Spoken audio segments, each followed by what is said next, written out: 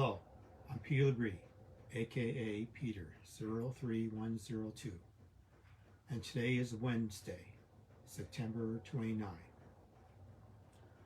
Today's video is on the functions of the Chairman of the Joint Chiefs of Staff.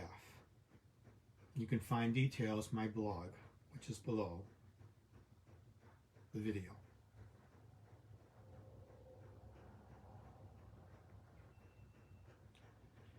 The Chairman of Joint Chiefs of Staff is the nation's highest-ranking military officer and the principal advisor to the President, Secretary of Defense, and the National Security Council.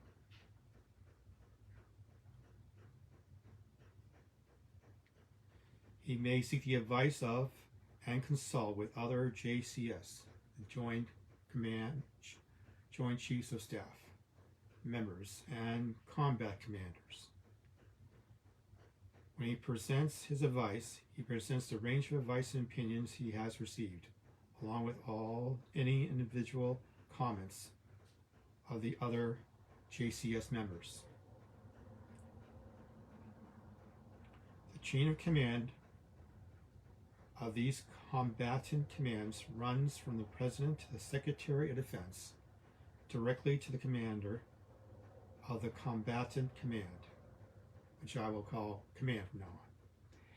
The Chairman of the Joint Chiefs of Staff may transmit communications to the commanders of command from the President and Secretary of Defense, but does not exercise military command over any combatant forces. The broad functions of the Chairman of the Joint Chiefs of Staff are set forth in Title 10, United States Code, and detailed in the DOD Directive 5100.1.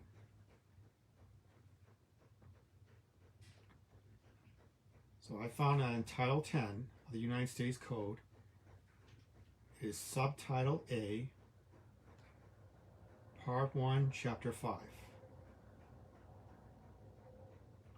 Which is General Military Law, Organization and General Military Powers, and Joint Chief of Staff.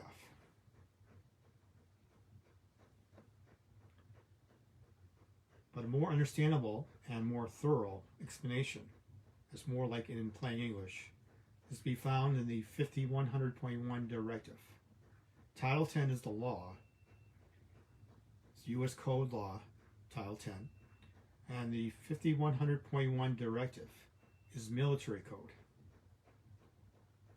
which explains the functions of the Department of Defense.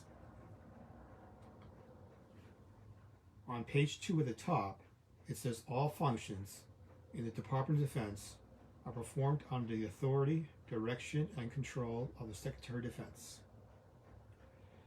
The reason for this is that the Secretary of Defense is the head honcho. He's the guy at the top of the food chain of the Department of Defense. So he's the ultimate boss of everybody in the Department of Defense, as well as being an advisor to the President. Page 2, 1B.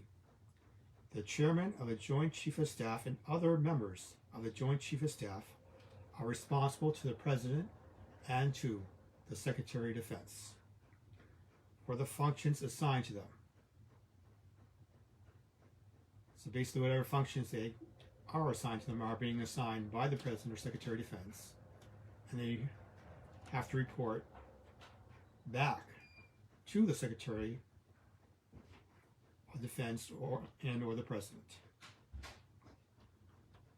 On page 2 at the bottom, the operational chain of command runs from the President to the Secretary of Defense to the Commander to command. The Chairman of the Joint Chiefs of Staff functions within the chain of command by transmitting to the commanders the orders of the President or the Secretary of Defense. So the Chairman of the Joint Chiefs of Staff gets communications from the President or from the Secretary of Defense, and brings these communications over to command. He doesn't actually communicate with command on his own. These communications all come from the President or from the Secretary of Defense. The reason for this is because the President is the Commander-in-Chief of the military, as well as being a whole bunch of other things. So he's ultimately in command of everything. And the Secretary of Defense is in command of the Department of Defense. So everything Department of Defense, including the Chairman of the Joint Chief of Staff, works for the Secretary of Defense, because he's at the top of the Department of Defense. Page 2 at the bottom. The operational chain of command runs from the President to the Secretary of Defense to the Commanders of Command. The Chairman of the Joint Chief of Staff functions within the chain of command by transmitting commands to command the orders of the President or the Secretary of Defense. Needs to be gone with that before. Okay, page 3 top. Orders to such commanders shall be issued by the President, the Secretary of Defense, or by the Chairman of the Joint Chief of Staff, with the authority and direction of the President or Secretary of Defense. So basically, what this means is that the Chairman of the Joint Chief of Staff brings to command the communications from the President or Secretary of State. But also, some of these communications may require some organizing, some moving things around. They may be more complicated just issuing one communication. Somebody may have to oversee things and make sure that the orders of the President or the orders of the Secretary of Defense are carried out. So there's the instance where the Chairman of the Joint Chief of Staff can actually give his own communications and orders to command. And then he can oversee it and see that everything's being carried out. If it's not, he can report back to the President or to the Secretary of Defense on what is going on and what the situation is. So that's the one instance where he can actually issue commands or issue his own communications. But these commands and communications are all under a communication or order from the President or Secretary of Defense. They're not things he did on his own. He's doing under the President or under the Secretary of Defense. Communications from the President or Secretary of Defense, this is on page 3b. Communications from the President or Secretary of Defense to command shall be transmitted through the Chairman of the Joint Chief of Staff, unless otherwise directed. So unless something unusual, like the President has a soldier right in front of him and he issues a command, usually he'll issue commands as communications through the Chairman of the Joint Chief of Staff. And he's the one to actually go and make sure it gets out to the right parts of command. Communications from command to the President or Secretary of Defense shall be transmitted through the Chairman of the Joint Chief of Staff, unless otherwise directed. So unless the President told a soldier command and said, report back to me directly, that would be an unusual case. Otherwise, command and everything else will be reporting up to the food chain to the Chairman of the Joint Chief of Staff. And he will transmit this communication to the President or Secretary of State, Secretary of Defense, Subject to the authority, direction, and control of the Secretary of Defense, the Chairman acts as a spokesperson.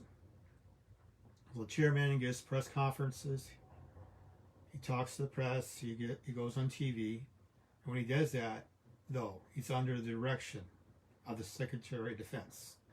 So what he's saying is what the Secretary of Defense essentially wants him to say. Though maybe you can use his own words, but he can't actually say something that he's not authorized by the Secretary of Defense to say, because Secretary of Defense is his boss. The President and Secretary of Defense may assign other duties to the Chairman to to assist the President and Secretary of Defense in performing their command functions. That's on page 3D.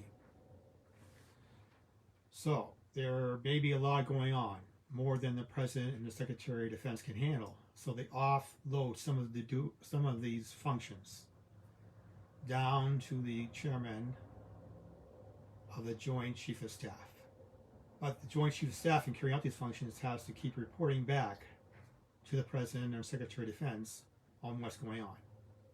And he can only do what the President or Secretary of Defense instructed him to do, as far as like assigned duties, extra functions that he may be handed down to him from the President or Secretary of Defense.